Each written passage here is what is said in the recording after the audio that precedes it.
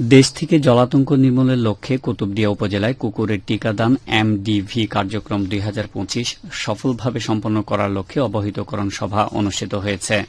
গতকাল উপজেলার স্বাস্থ্য কমপ্লেক্সের হলরুমে অনুষ্ঠিত অবহিতকরণ সভায় প্রধান অতিথির বক্তব্য রাখেন উপজেলা নির্বাহী কর্মকর্তা ক্যাথওয়াইফ্রো মার্মা।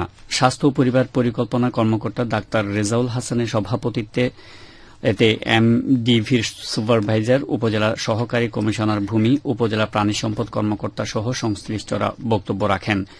এ সময় কুতুবদিয়া থানার কর্মকর্তা, জনপ্রতিনিধি, সরকারি বেসরকারি দপ্তরের কর্মকর্তা সহ স্বাস্থ্য সহকারীরা উপস্থিত ছিলেন। সভায় বক্তারা বলেন, আগামী 14 থেকে 18 ডিসেম্বর পর্যন্ত 5 দিন জলাতঙ্ক নির্মূলে কুতুবদিয়ার সকল কুকুরকে জলাতঙ্ক টিকা দেওয়া হবে। টিকাদান কার্যক্রম সফলভাবে সম্পন্ন করতে সকলের সহযোগিতা কামনা করেন সংশ্লিষ্টরা।